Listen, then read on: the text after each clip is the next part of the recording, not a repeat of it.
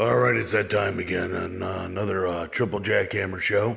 It's been a little bit. Sorry about the wait there. I've been lifting weights and pounding women, if you know what I mean.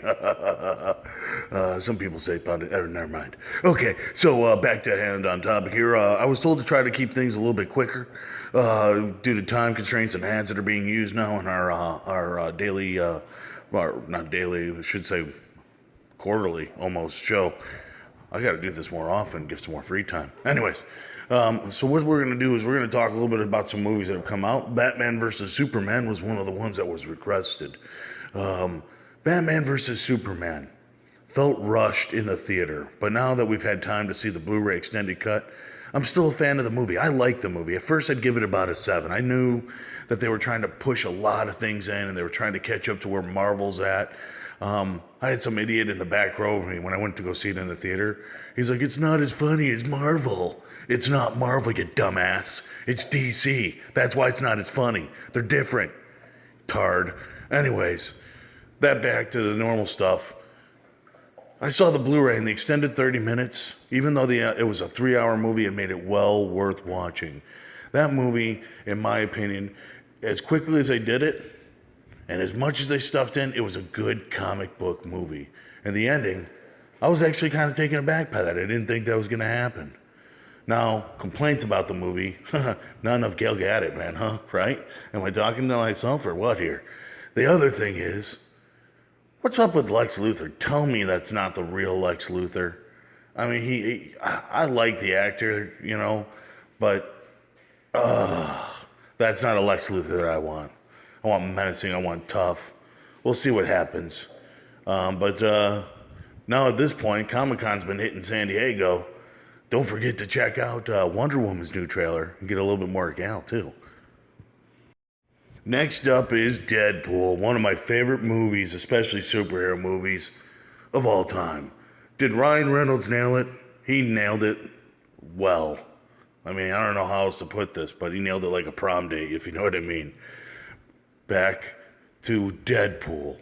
Now, Deadpool is a unique character, not someone that I've always watched in the comics, but I enjoyed some of the blurbs, the idea of the Deadpool. But Ryan Reynolds was born for this. I mean, like he said, he dropped out of his mother's vagina, and boom, he's Deadpool. Loved him in Waiting. His sarcastic wit and humor works well with Deadpool. The movie was very good in terms of casting. Everybody that was in there casted real well. They all gelled together, and I like the fact, too, that they really kind of pushed that they wanted a sequel right away. Because, Fox can be weird sometimes, and throwing their 2 X-Men in there, for the sake of doing it, they should have done more. They should have supported Ryan Reynolds in this movie. It's not like he wasn't making fun of the other movies he did. Here's a guy that's just trying to make it, and he always wanted a Deadpool movie. He wrote I believe he helped write this Deadpool movie. He is Deadpool. Let's just forget about calling him Ryan Reynolds anymore. He's Deadpool, except for when he's Ryan Reynolds. But when he's Ryan Reynolds, he's also Deadpool. Do you get what I'm saying?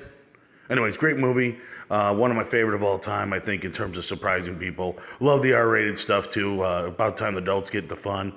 And, if you haven't seen it, what are you doing? Go see it. Going off to some of the movies and now into video games. I gotta say, one of the video games I was brought up, and some of these are oldies as well, but Deadpool was brought up as a game that people wanted me to review. So I went out and I bought this garbage game, and I put it into the computer. And, well, it's a PS4 I put it into, not a computer. Anyways, I think I bought a digital download too, because I'm like, yay, Deadpool's gonna be great, it's so funny. Well, the game tries to keep its wit. The game tries to be a fun action adventure / a little bit RPG in it. The game sucks. Don't buy it. Go away, run. If the game came up to your door, it would look like a clown with a knife in its hand saying, don't you want to play me? I want to kill your soul for playing it. It just sucks. Don't play it, all right? Just stay away from it, run. Another one that was brought up was the Hitman. Now, I've always liked the Hitman games in the past, felt they need a little oomph. I didn't hate Absolution.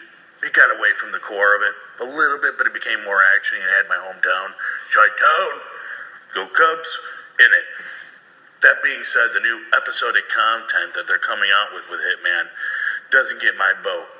See, I'm not going to buy a game for you to come out with a level or two, to maybe come out with another level or two, to maybe come out with another level later on, you're just not getting my money for that. I don't agree with it. It's like paying for an alpha like 7 days to survive. The game's not done yet, but please buy me so that I can finish it. You're never going to finish. It's like going to the buffet saying you're going to eat everything, like all the desserts, and then you get stuck at the salad bar.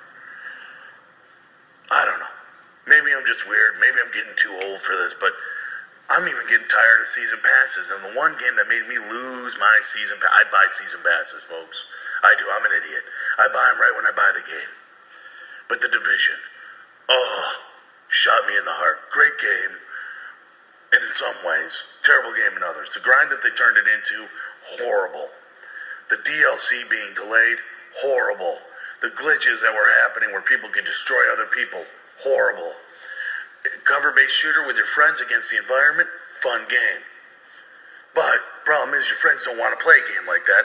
They want to sit there beating the crap out of each other, so they move on to other games, like Overwatch, which, by the way, you should check out Overwatch. Great game. Wasn't the ones listed on here, but it's been a while. So The Division, I would say, I'd give it a 7. At 7, it can be a great game still, kind of like a Titanfall or something, but too many people have left now at this point. The Deadpool game, I'd give about a 2. The Hitman game, I can't give it anything. I didn't play it. I'm not going to be mean. I heard What You Can't Play is great. I haven't heard of anybody buying more episodes. And that brings us to an annual release. It almost seems like they come out twice a year. It's Call of Duty. And Call of Duty is an interesting one because Call of Duty implements some great gunplay, some great things, but you're almost tired of seeing the movie or the game. It's kind of like, oh, it's Call of Duty. I've got to hate it because you've seen it so much. It's like an ex-girlfriend that keeps showing up everywhere. And Triple Jackhammer has those. A lot of ex-girlfriends. They don't want to stay with me for some reason. I don't know why. It might be my split personality. So back to Call of Duty. So one of the ways you can prove that is at E3, PlayStation showed off the shooter that people are like, is it Call of Duty or is it something else? Is it Mass Effect? It's not.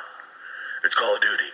But they did it in between the VR segment, and people were like, wow, that game looks pretty fun, until it said Call of Duty on it.